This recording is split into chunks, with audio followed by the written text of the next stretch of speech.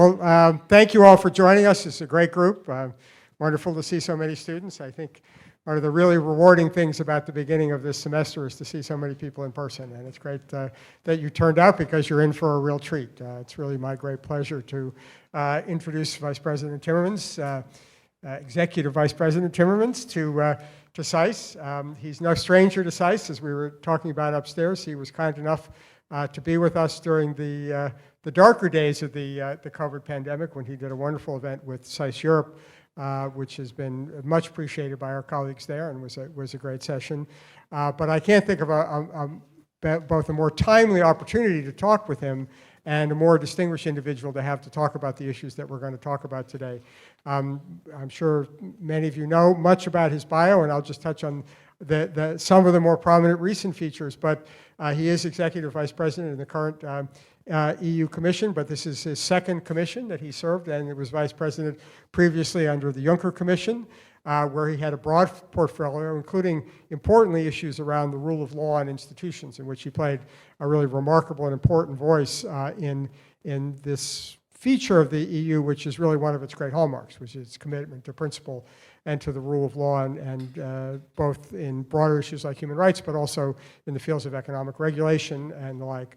And today, he has a very special role because he is really the point person for the EU on climate and green issues. And you know, I looked at the website just to look at a little bit of the discussion of his range of responsibilities here. He's leading the Commission's work on the European Green Deal and its first European climate law. He's stepping up the commitment to the 2030 emission reductions target, leading international negotiations to strengthen the ambition of other major emitters, leading the Commission's work on extending the emissions trading system, developing the biodiversity strategy for 2030, coordinating the Commission's work on zero pollution ambition, and so on and so on. It's an important and extraordinary portfolio, and I know there are a lot of us here who really admire the work that the EU has done in leadership here as the United States strives to find a way to step up to its responsibilities.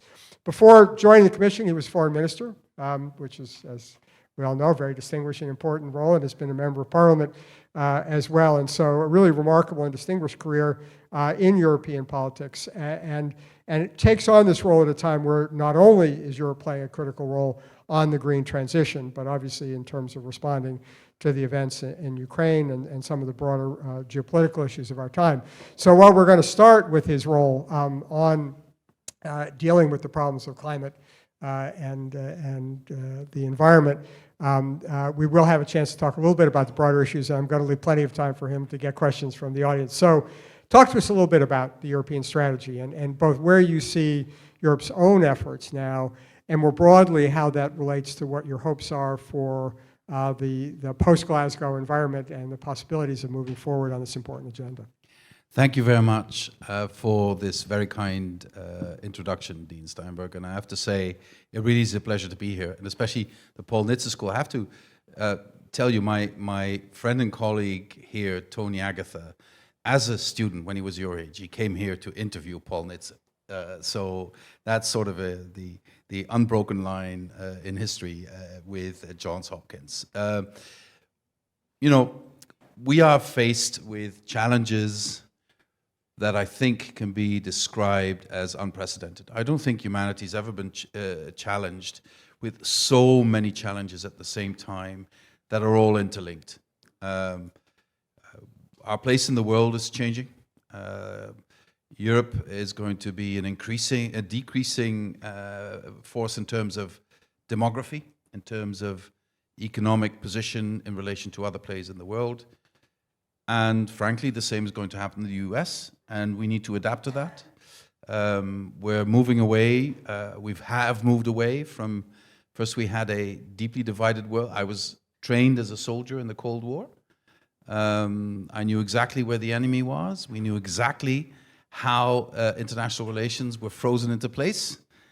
And then everything changed, and then we went into almost a monopolar world. And now we have to adjust to a world with a lot of uncertainties, a lot of movement, and it's going to take a generation before things settle down a bit again, I believe. And the war we're facing now in Europe is also the attempt of an autocrat to impose his autocracy, not just by recreating a Russian empire, but also trying to break democracies in Europe and also in the United States.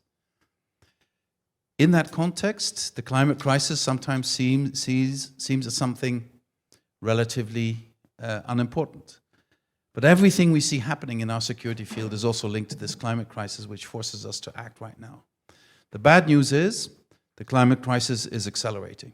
Even our best scientists are surprised on an almost monthly basis when they say, oh my God, we didn't know it was going to this fast. If you look what's happening in Greenland, for instance, the disappearance of the icebergs is going so fast and at such a rate, it is changing our weather patterns globally. And that's just one phenomenon. I could talk about many, many more.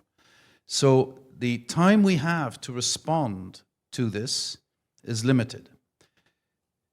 The good news is we still have the time, we still have the capability. If we mobilize enough, we cannot make the crisis go away, but we can make sure it doesn't get much, much worse. So what is the message we have to take to the people? This climate crisis is here to stay. If we change our ways fundamentally, and if we make sure we reach climate neutrality by the middle of this century, then we have a chance to find accommodations with a planet that's going to be less predictable in terms of weather patterns and other patterns. That's as good as it gets. Beyond 2050, if we're smart, if our technologies continue to develop, step by step we can start reversing things. We can start really taking CO2 out of our atmosphere. And perhaps then we can reverse some of these processes. But that will be up to your grandchildren and their children. So now, answering your question very precisely, if we want to get to that situation in 2050 that we are climate neutral, we need to get going now, today. So that's why we came up with a plan, we call it the Green Deal, that we change our economy and our society so that we reduce our emissions with at least 55% by 2030. That will take us to a trajectory that can get us to climate neutrality by 2050. And I can go whatever you want in all the details. It is a comprehensive approach. And it's also, you know, it's an approach that there's not many climate deniers around anymore. I mean, you have to be, I don't know what, to still be a climate denier. But still, even, you know, my argument against climate deniers was also always, okay, even if our climate is not the problem, which I think very few people deny, if we can do this, we will have cheap energy for everyone, also 600 million Africans who today have no access to energy. We'll have a cleaner environment. We will no longer depend on a few providers of fossil fuels who are implicitly or explicitly blackmailing us to do their bidding or to forgive their killing. And we can create a more just society if we do it right. So even if there weren't a climate crisis, it would be the smart thing to do. Of course now, and I'll end on this, the war in Europe, and I hope we get a chance to dive into that issue in our conversation, the war in Europe also brings people to say, okay, that's the war, we need to concentrate on that. Come back with your Green Deal once the war is over. But my point is this, the only way Europe is going to create more sovereignty, more independence of fossil fuels is by speeding up the transition to renewables. Unlike the United States, we don't have gas, very little of it. We certainly don't have any oil. We don't want to be dependent on coal, and still we have very little of it left. So the only way we can increase our own sovereignty or independence is by introducing renewables. And we're in a good place for that. With rooftop solar, we can move very fast. We have at least two very shallow, very windy seas, with the North Sea and the Baltic Sea. We can really, really generate a lot of, we're now building turbines that individual turbines can provide 15 megawatt per hour. It's an incredible amount of electricity. So that's the sort of thing we need to do also for security reasons. It's not just about saving humanity. And by the way, never accept the argument it's about saving the planet. The planet will still be there whatever we do. We will disappear. It's humanity we need to save, not the planet. The planet could do perfectly well without us. It's done for millions of years without us. So if we want to save humanity, We also have to address these security issues, and that all goes in one goal if we can find the political will to do it. And the political will to do it will only be found in democracies if our people are behind it. And our people will only come behind it, and here comes my political message, if we address the fundamental inequalities in our society that are only getting worse and should be getting better. Let me stop here. A great and comprehensive answer. Europe has been a leader on these issues back to the earlier climate negotiations, even back to Kyoto, signed the Kyoto Agreement. The United States signed but didn't ratify or implement. And my question to you is how sustainable it is for Europeans and within the debate in Europe to continue to show this kind of leadership when there are questions about whether others are going to do the same. President Biden's made some real progress in recent months, but we're still got big challenges here. A lot of questions about China's willingness to do it, India and others. How does that affect the dynamic for Europe to sustain the sacrifices necessary? Well, let me start by saying that I am really, really grateful and for the very, very timely adoption of the Inflation Reduction Act. Because people in Europe were also starting to say, okay, you're talking the talk, US, but how about walking the walk? And now, Congress and the president came through in a very, very big way. So that is very good news for the world, and we can really market that in international diplomacy. And I can market it at home because, we Europeans were responsible for only 8% of global emissions. So those who oppose the Green Deal in Europe keep making the point, come on, you're making us do all these things. It's only 8%. China's at 30%. They don't need to do anything. So we can now say, well, we're not the only ones. And we've got the Americans on board now. They have the same goals as we have. By the way, it's smart because it's going to change the economy, make it more productive. You'll create loads and loads of new, better paying jobs. And by the way, the Chinese are suffering so much from the climate crisis. You see them taking steps now as well. But at the same time, we had a conference in New York yesterday. The Chinese foreign minister was there. The same Chinese foreign minister making the point, yeah, you rich countries should be doing more so that we have more space to do less. And I said to him, okay, stop using the argument that you're a developing country. You are now responsible for 30% of emissions. Even if EU would go to 0 tomorrow and you would stay at 30, the climate would still suffer. We all need to go down. And China also needs to go down. And I think the argument is not won yet in China. I think we still could win the argument. They are investing massively in renewables at a way, they're introducing more renewables than we or the US are at this stage in terms of the megawatts they get out of it. But still, they're also increasing their emissions, and they want to peak out only at 2030. That's way too late. We need to convince them to peak out 2025, certainly not later than that. If they peak out 2030, I think global temperature rise will be around 3 degrees and not the 1.5 or 2 that we're aiming for. So you mentioned the Inflation Reduction Act, and it obviously had important climate benefits, but it also very much focused on domestic production of renewables and solar and batteries in the US. I've had a chance the last couple of days to hear from some of our Japanese and Korean friends about their concerns about this. How much of a problem is this in transatlantic relations, that the US strategy, which is green in its orientation, but also domestic in its focus, does that cause problems in the transatlantic relationship? Well, it's politics. If you want to get something through Congress, you better make sure it's good. It's good for American workers and American industry, and I fully understand that. At the same time, I'm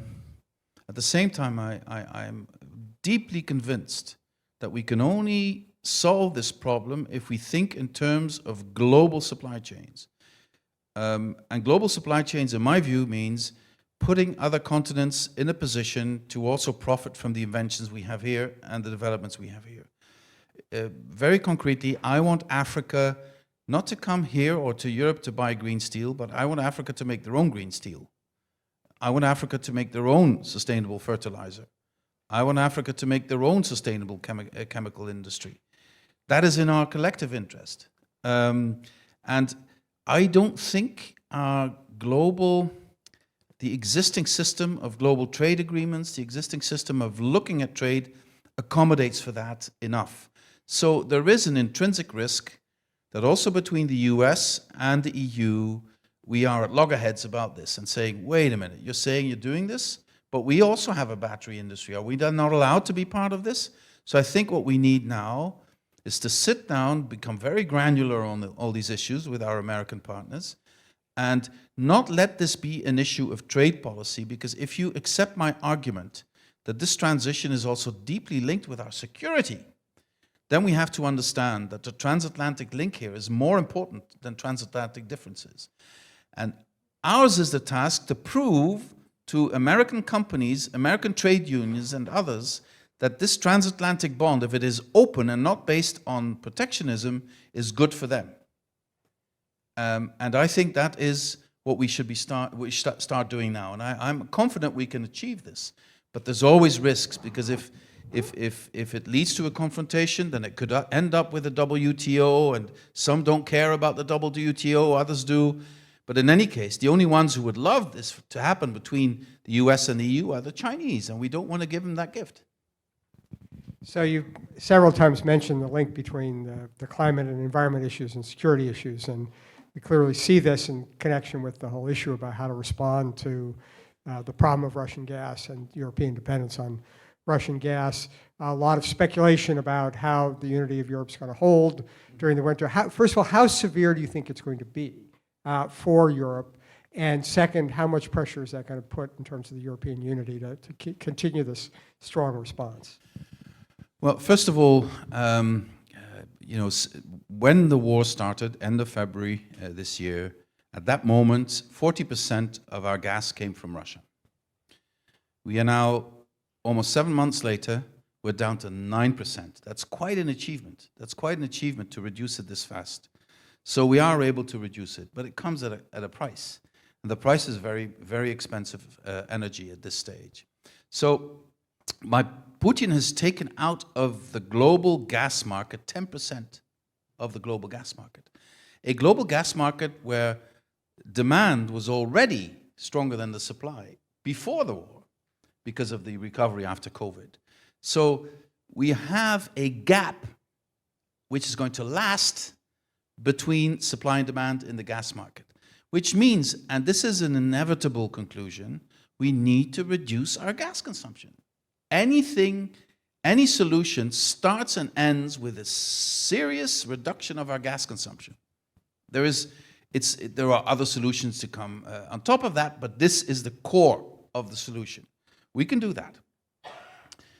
Gas was so cheap for so long that we were careless in using it. And what I see in some industries spontaneously reducing their gas consumption 10%, sometimes even more, shows that they could have done this earlier. But anyway, to stimulate this, we also introduce the idea, the proposal from the Commission side, to reduce the consumption at peak hours, because at peak hours of electricity use, you start burning the most amount of gas, because below peak hours you use other commodities to get to the electricity. Peak hours, maximum amount of gas.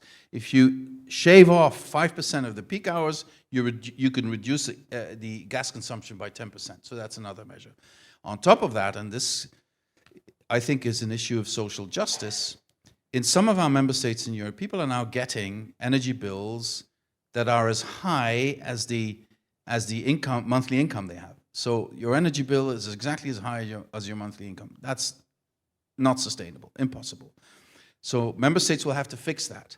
But if you fix that simply by borrowing, you put all the burden on your shoulders, on next generation's shoulders. And at the same time, energy companies are making profits beyond their wildest dreams. So we have proposed to impose a levy on windfall tax. Two sorts. One is, I'm sorry I have to expand on this because if you need to understand a bit the nature of the electricity market in Europe. The price of electricity is linked to the most expensive commodity, gas. At the same time, there are electricity producers who don't use gas. They use wind, solar, lignite even.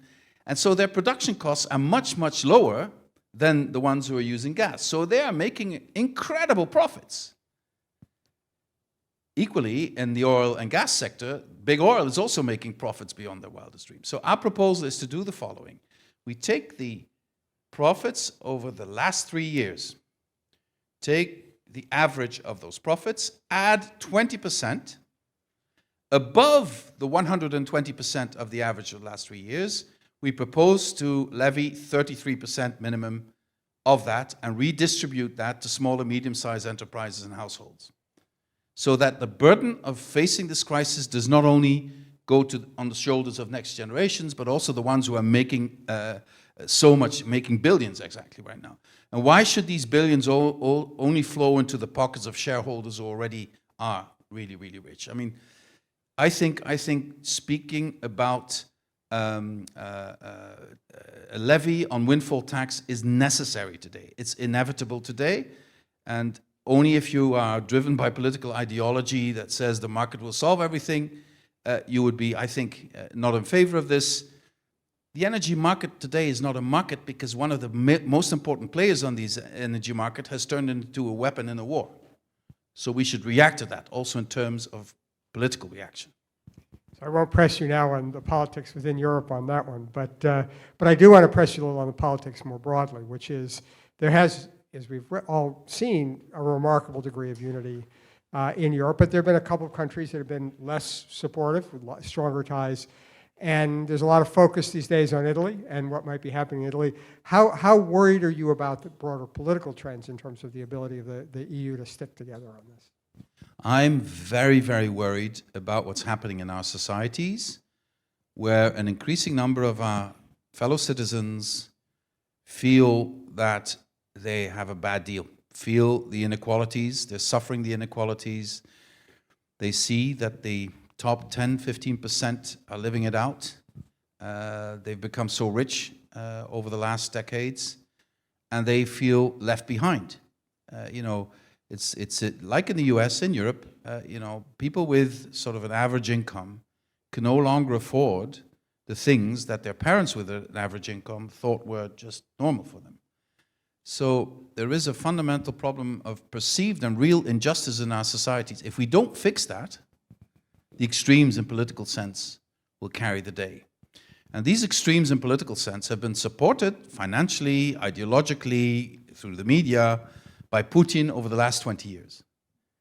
So if we think the war in Ukraine is just about Ukraine, we are so wrong. It's also about our way of life, our liberties, our idea about democracy, our idea about individual rights.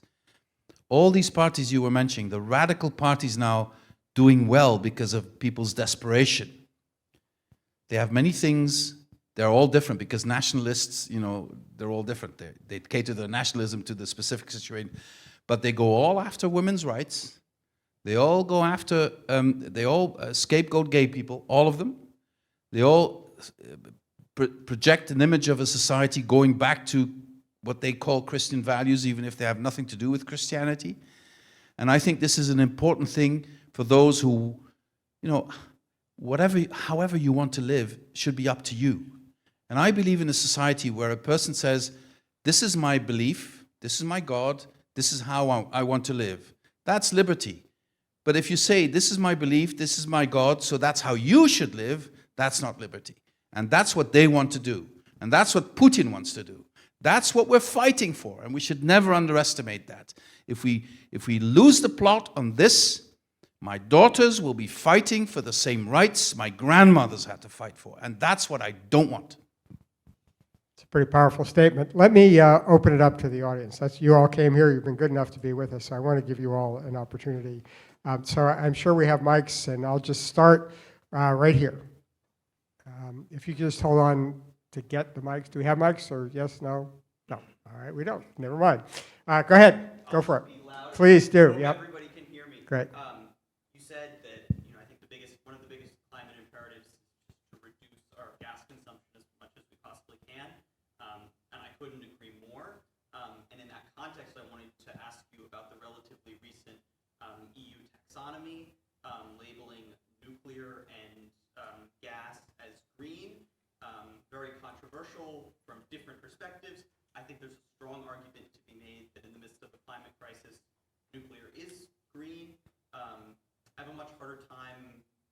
accepting that gas is green. And I would just also say alongside that, it might, like one of the reasons to classify it this way is so that EU money can go in member states for gas infrastructure. And I see that in the midst of a gas crisis, that's a useful thing. But I think that by classifying it that way, you allow for that money to go to gas infrastructure longer down the road. And so then makes me think it would have been better to say, we're not going to classify it as green, but we're still going to provide money for this infrastructure because we need it now. So I wanted to ask you about that classification and the long-term danger that that brings in terms of financing fossil fuels. You're extremely well informed. Congratulations. No, really. It's no secret that I'm less than enthusiastic about this decision. But I want to explain plainly to you what the politics are. It is clear that for a number of member states, to reduce their emissions on the basis of the law that we have established, because our climate law establishes you need to reduce with at least 55% by 2030. Some of our member states couldn't do this without nuclear. Others are infatuated by nuclear. Sometimes I find that difficult to follow. And others are spooked terribly by nuclear, also something I find difficult to follow. I'm an agnostic on nuclear. I don't have any strong feelings either way. But it's very expensive. It lasts at least 3 decades before you get some electrons out of it when you start planning it. And with solar and wind, you could be up and running within, well, if permitting goes a bit faster, within 3 years. So there's all sorts of reasons to be a bit skeptical about that. But we need nuclear, especially for this famous baseload issue that still hasn't been solved everywhere. But gas is a different story. Gas is seen as a transitional energy carrier. And not just in Europe, in Africa, it's also a very big thing. Don't tell us not to use gas because we needed it to transition. And I have some understanding for this, I have to say, very honestly. Now, the issue of gas has changed because of the war. So many countries who had envisaged using cheap Russian gas as their transitional energy carrier for heating homes, etc., are now considering sticking a bit to the dirtier stuff a bit longer, but then introducing renewables faster than they had anticipated before. We try and follow this very carefully. On balance, this means that they can still achieve their emission goals because gas, less emissions than coal, but still emissions. Renewables, no emissions. So if you introduce renewables faster and you use coal a bit longer, then on balance you can still reach your goal. But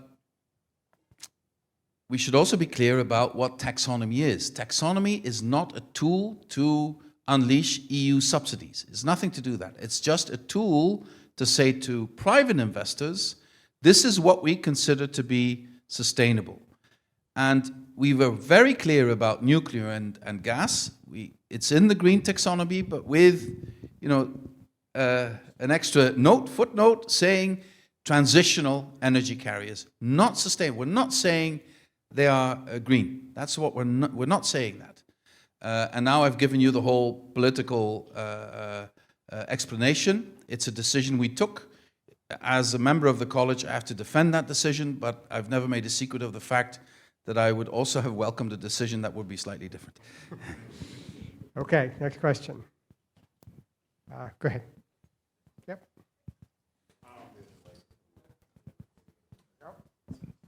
Hi. Freut mich sehr, dass Sie da sind, Herr Kommissar. Thank you for being here. You already talked about the connections between security and climate, and I wanted to ask you about the broader, more long-term implications on climate security. How do you see the role of the EU as a regional organization on European but also global climate security in the next few years? It's not quite an altruistic question. I'm writing my master's thesis on that. Well, as I said, I'll keep banging on about this, I'm sorry, but the one thing that could cripple us and trip us up is if we screw up on solidarity within our societies, and we're not doing very well today. In Europe, the other thing that could trip us up if we screw up on solidarity between member states on this.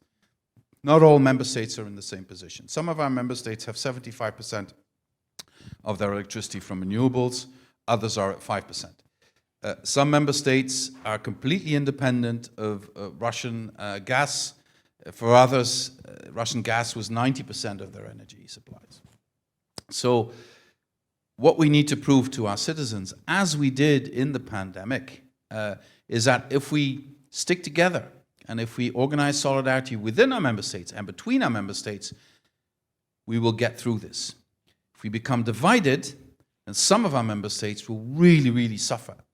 And so if we fall for the temptation to go it our own ways, then the most powerful member states, like the one you apparently come from, will be relatively okay. But that's only relative because their neighbors will be in deep, deep, deep trouble, not to use another word. And that will destabilize Europe as a whole. And if we fail on the issue of internal and European solidarity, we will bring the extreme right to power in a whole range of European countries, and then we're really, really in trouble. Great. Right here, please. We'll take both of you. Hi, thank you very much for being here. I have two questions, if you allow. One is on LNG, which is liquefied natural gas. And to my understanding, the EU is going towards trying to supplement gas that came from Russia to LNG from the US, for example.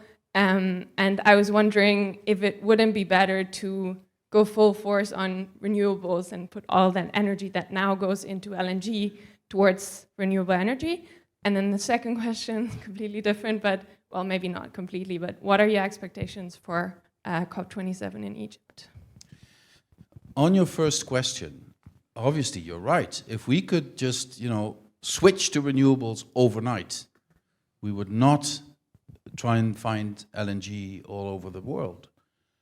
But the issue is, to build renewables, especially also because you need to build quite extensive grids and you need to solve the baseload issue, so that you also have electricity when there's no sun or no wind. To do that takes time. We can do it fast, but we can't do it in 1 year and we can't do it in 2 years. We can do it in 5, 6 years. Then we're really where we need to be. And then still we will continue. And in the meanwhile, we need to make sure that our industry doesn't completely collapse, that our homes are heated, et cetera, et cetera. And for that, we need to look for alternatives for the Russian gas, and we are looking all over the world. And we are fortunate to have American partners who have helped us already with 15 billion cubic meters of natural gas, and probably even more. At the same time, and this is something that we Europeans talk more about than here in the US, in our vision for the future, hydrogen, green hydrogen, will play a huge, huge role in our energy mix. Huge role. The infrastructure you need for hydrogen is different, but very comparable to the infrastructure you need for natural gas. So if we make more investments in LNG terminals or in pipeline connections, and if we assure that these physical infrastructures are pre-fitted to carry other density gases, hydrogen, ammonia, then you invest in the future. Because what used to be something like science fiction, making steel with green hydrogen, is now happening. It's happening. We have a steel plant in Sweden, they're coming up in India, here in the US, and for that you need massive amounts of green, preferably hydrogen. And the cost of building a completely new infrastructure for hydrogen compared to the cost of adapting a very, very intricate and sophisticated gas infrastructure in Europe, adapting that to hydrogen, that's only 25% of the cost of building a whole new infrastructure. So that's something we've got going for us if we adapt that infrastructure to hydrogen. So the risk of creating stranded assets by now investing in LNG can then be mitigated. obviously, if you allow me to expand a bit on this issue, because it's a very fundamental issue, the whole investment climate in fossil fuels has become much more volatile, because also investors who invest over longer periods, decades, are seeing that we're stepping away from fossil fuels. So the investment risks are bigger, the risk of stranded assets is bigger, so it becomes more expensive to invest in that. This is something we will need to mitigate to make sure we have enough natural gas for the foreseeable future. And here I think also transatlantic discussions, I had some discussions about this also on the Hill this morning, and we will continue these discussions, can help us, put us in a good position to do that. Now on COP, your second question, until very recently, my only ambition was to avoid a train wreck, because things were not really going well in terms of the atmosphere or the attitude of some of the major players. After the last couple of days in the climate week in the UN, I've become slightly more optimistic. I think there is still scope to find some common ground. A COP after such a big COP as Glasgow is never going to be another huge COP. It's always going to be about implementation, but then we need to have some stuff to show for ourselves. So I think we will do more on adaptation, which is something the developing countries, well, I'm sorry, jargon. Adaptation is what you do to help countries adapt to the already existing consequences of the climate crisis. Mitigation is reducing your emissions. So the 80% of global emissions are done by the G20 countries. They need to stick to what they agreed to do in Glasgow. But we also need to do more from countries. Countries in Africa are responsible for 3% of global emissions, and they are suffering more than any other country from the consequences of the climate crisis. There's a fundamental unfairness in this, and we need to address that issue. We also need to look at the famous issue of, as you know, loss and damage, where also we've agreed with the Americans together that we'll put this on the agenda, which is something the developing countries were asking for. But the major problem today is we don't know where China is. We don't know if China is still good for their word, the word they gave in Glasgow when they had a joint declaration with the United States. So I need to also talk to them in the coming weeks to make sure that they stick to their commitments. Great. Go ahead. Yeah. Hi, thank you very much for being here today. So you touched on sort of the relationship between climate and sustainability and security, but I think there's also a lot more to be said kind of on the relationship between climate and democracy, especially given the fact right now we're seeing wars break out in countries like Azerbaijan that are highly propped up by oil, Russia, there's been events in Kazakhstan. So to what degree has sort of climate sustainability hit inroads where you struggle because you're trying to work against autocracies that purely benefit and are propped up by things that are directly making the environment worse? And at those junctures, what is there even an inroad to get into when you're dealing with people who've been in power for 20 to 30 years and they're really political dynasties? Again, I mean, you guys have amazing questions. I'm really grateful for them.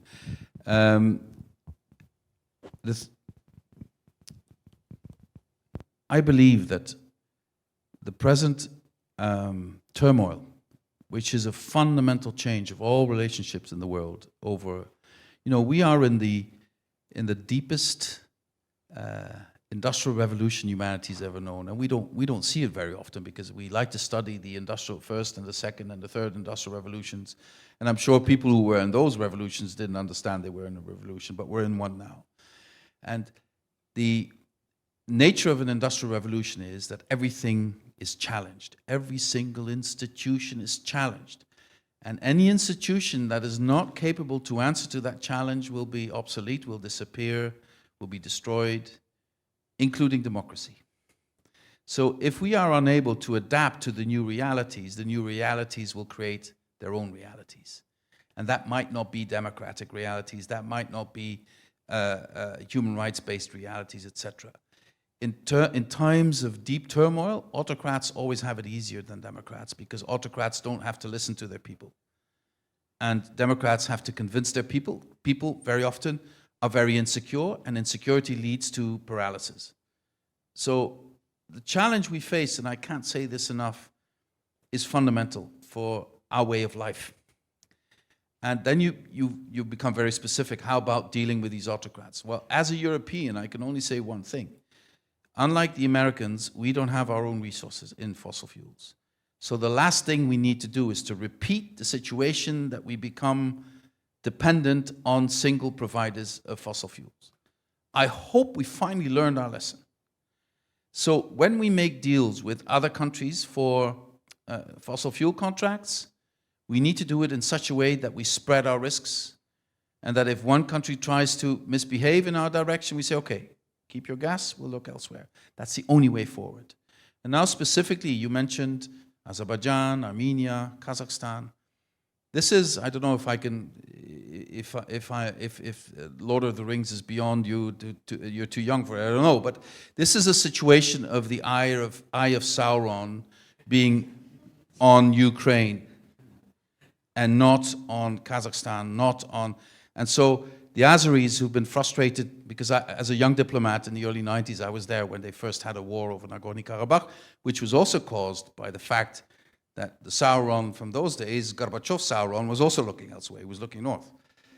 And this is repeating itself, that if Moscow just looks away for a bit, they try and settle all scores. That's what's happening. And it's nothing to do with our gas contract, but a gas situation that unlike Armenia, Azerbaijan has a lot of gas, gives them more self-confidence, evidently. And Kazakhstan is comparable to that. And what you see now in all these countries that were very much influenced by Russia over the last centuries, they're trying to find their own position, distancing themselves very carefully. I saw it before in the 90s. Didn't work out then, it might work out now. But one thing's for sure, it will take a generation before Russia has clarified where it is, and it will be a challenge to our security for at least a generation. So while we're still over here, one more over here, and I'll come back.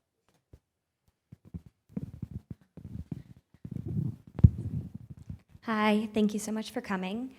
You briefly mentioned earlier how climate policy can come in conflict with trade policy when you were talking about the IRA and the WTO. However, I'm interested in how trade tools can advance the climate agenda. I know the EU recently signed a free trade agreement with New Zealand that had many commitments to, like the Paris Agreement, and an enforcement mechanism to uphold those commitments. Do you have anything to say about the advantages of using a trade policy to work bilaterally or at the multilateral level to advance the climate agenda?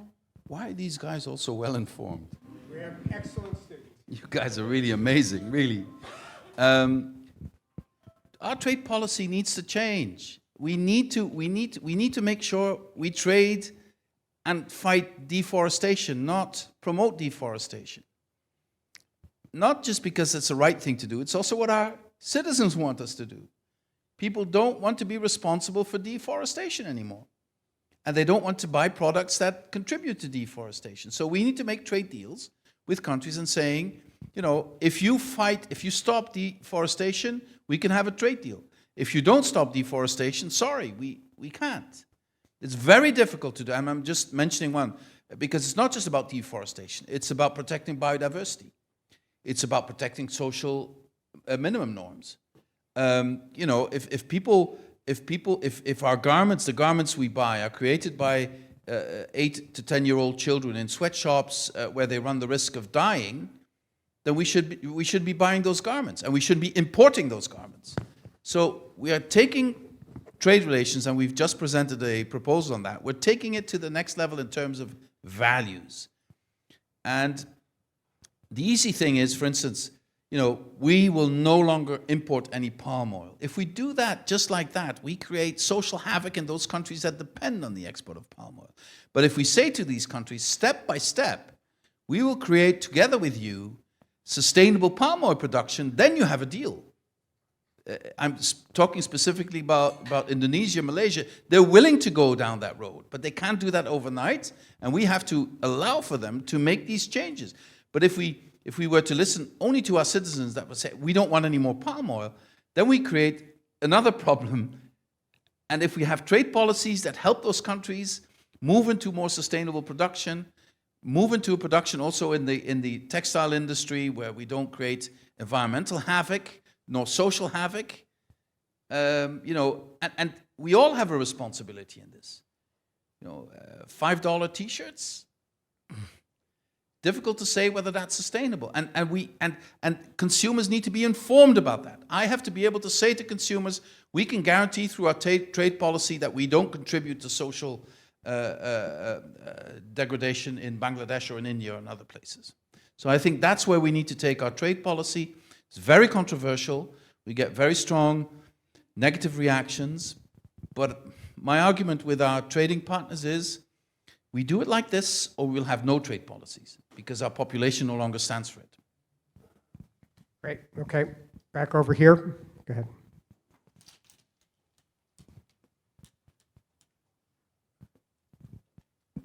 Thank you for coming. Two quick questions on the whole rule of law and your previous portfolio. Why did it take the European Parliament to initiate Article 7 against Hungary when the Commission went ahead with it with Poland anyway? And on the conditionality regulation that's coming up, it appears now that Viktor Orban is trying to leverage this in discussions about a next round of sanctions. I'm very curious to see whether, what outcome do you see to this situation?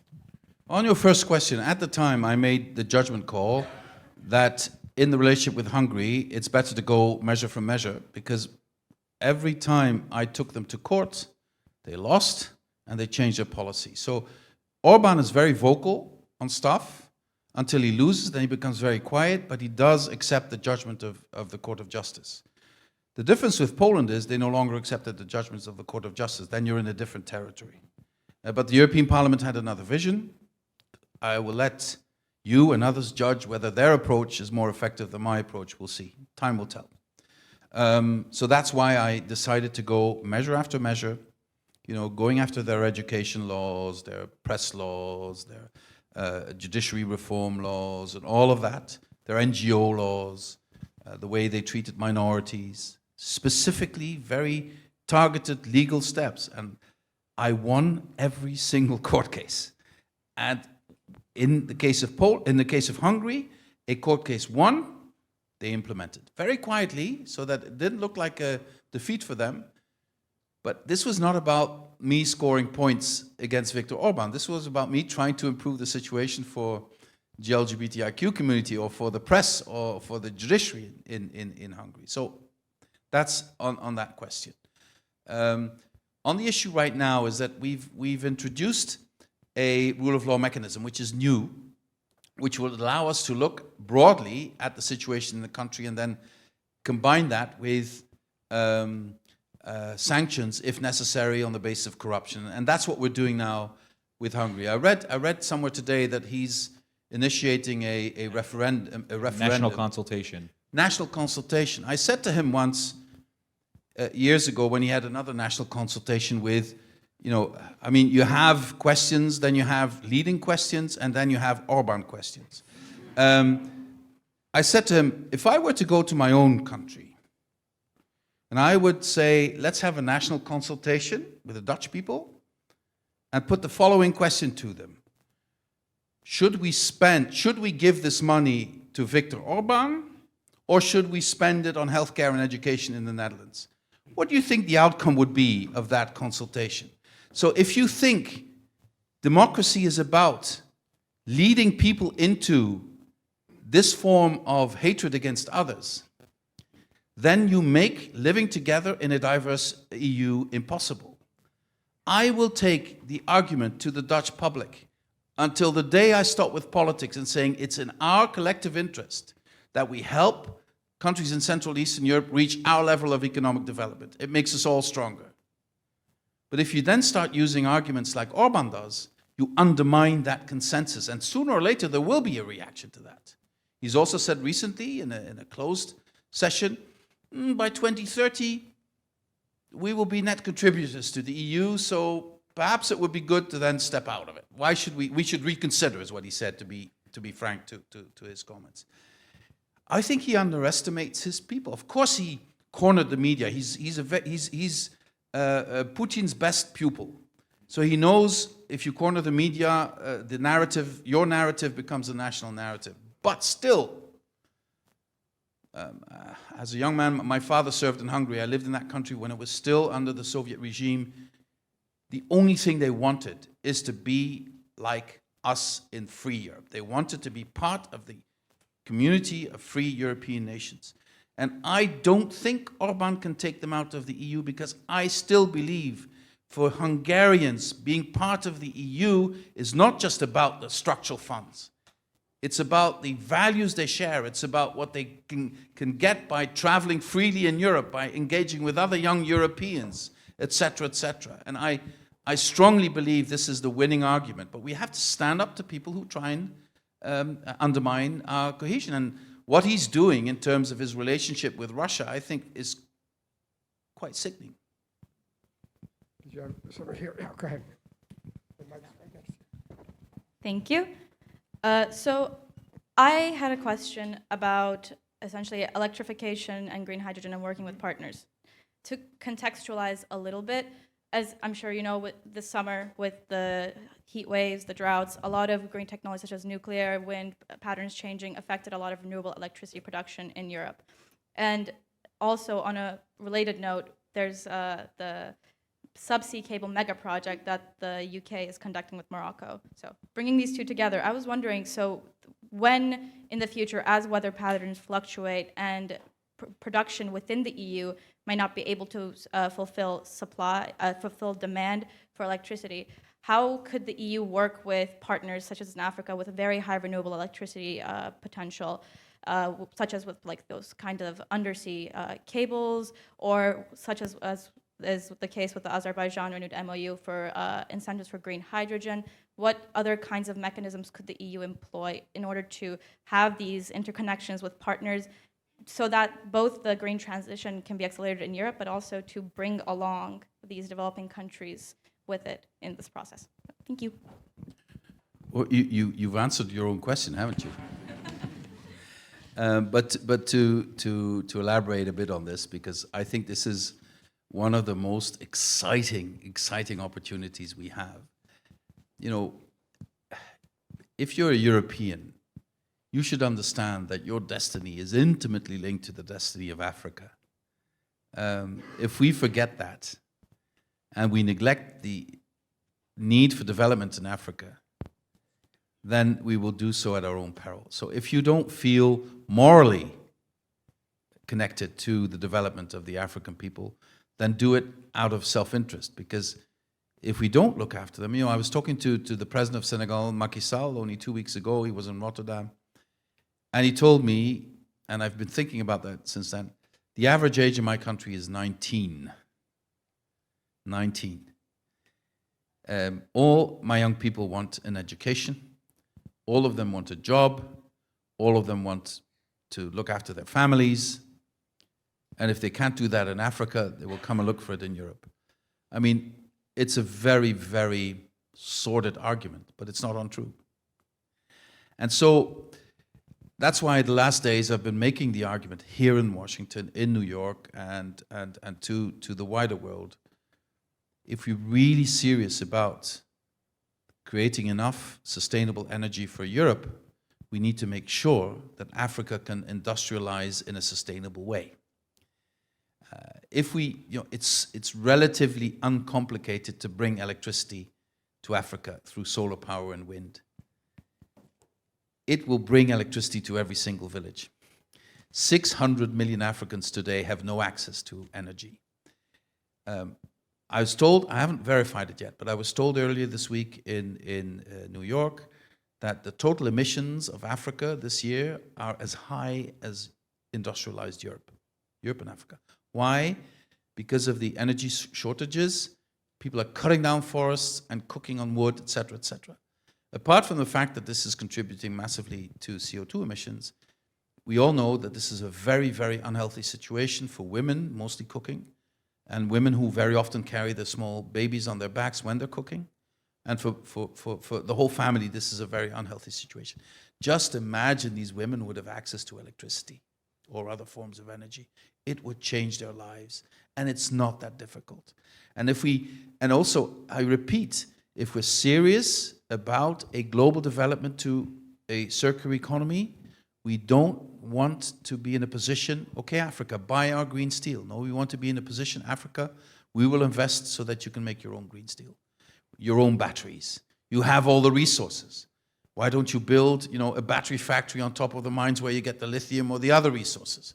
Then you can bring communities to another level.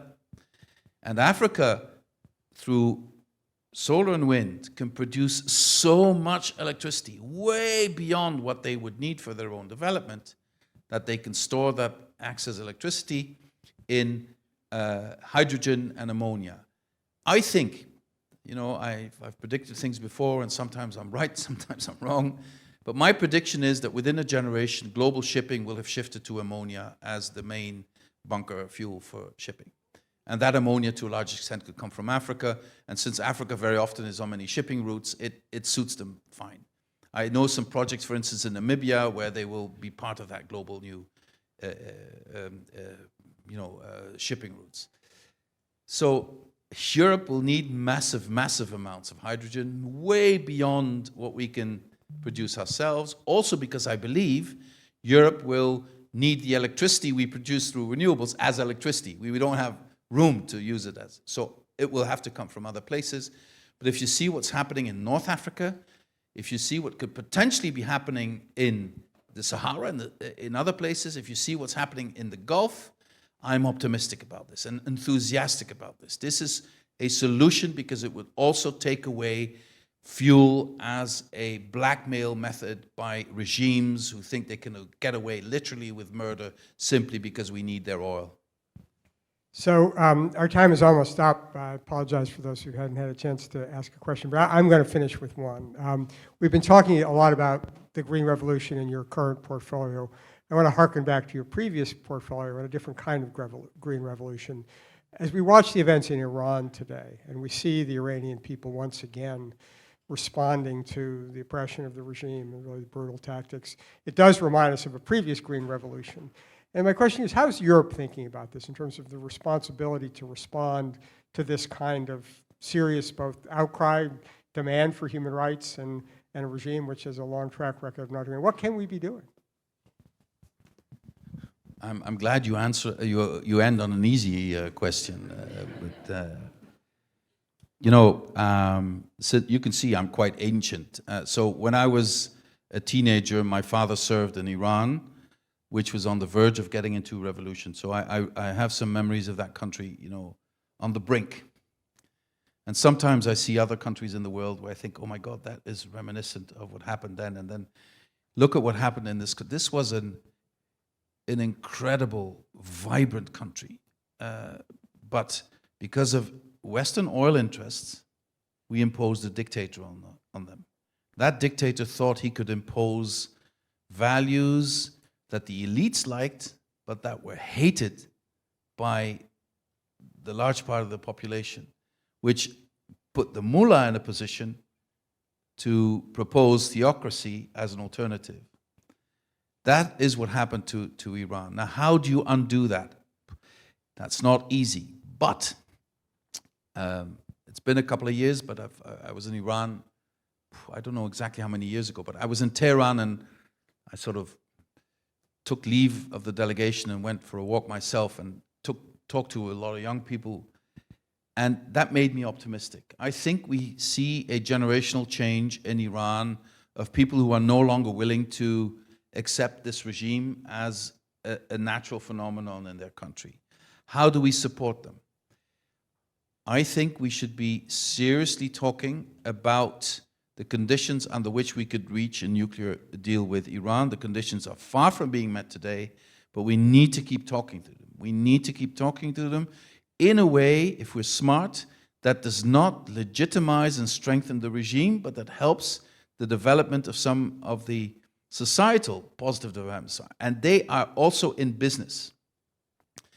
Cutting off Iran from international relations is, in my view, not the smartest move. Incidentally, in trade that happens, but in human contact, there's massive back and forth between the US and Iran. Europeans can contribute to this, but let me tell you one thing I learned over the years in Iran. Their the hatred against the US, which is a very strong instrument used by the mullahs, was only possible because intrinsically Iranians admire the United States. And they actually love the United States.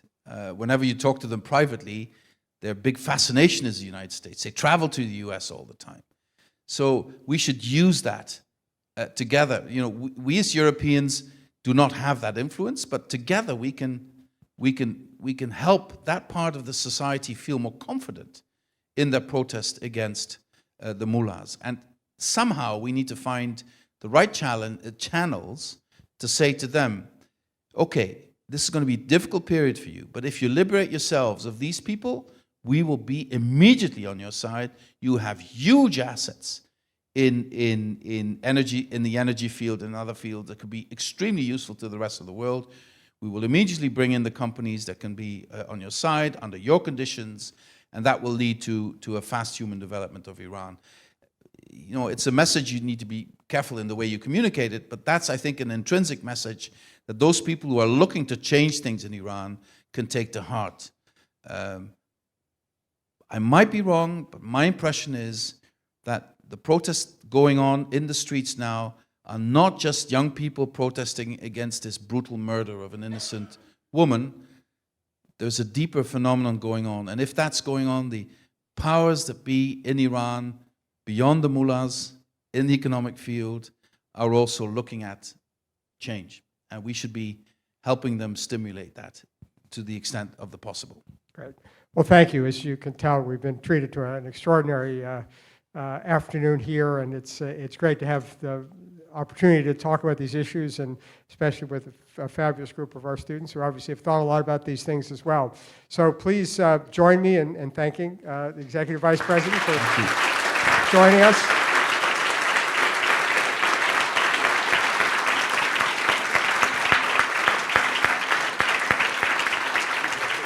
Would you indulge me 1 minute? Yeah, absolutely. Would you indulge me 1 minute? Because it's something I do with all the students I have the pleasure to meet. I have a plea. I need your help. We all need your help.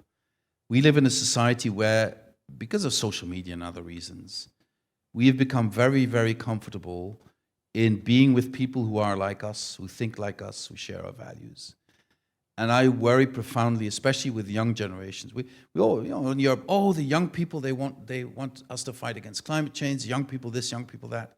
Yeah, that's part of the young people.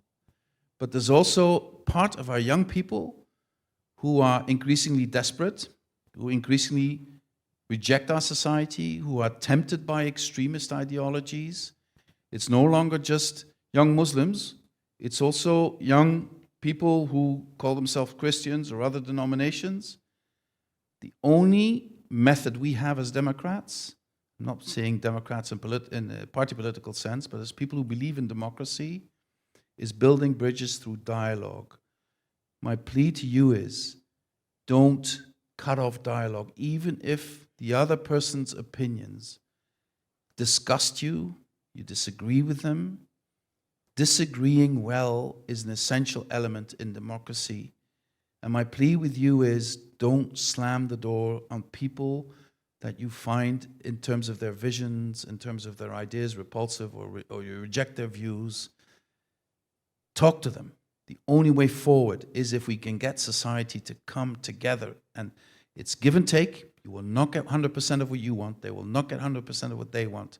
But a democracy where groups of people no longer talk to each other is doomed to collapse, and that's the last thing we need. So that's my plea to you. You're the brains of this country and other countries. You have the good fortune of being extremely healthy. You've helped my generation through the pandemic. Thank you very much for that. My generation now has to pay you back by doing the right policies to fight the climate crisis. But you and we all have a responsibility to find the dialogue with those with whom we disagree, for the sake of our democracy. Thank you. Thank That's you. it.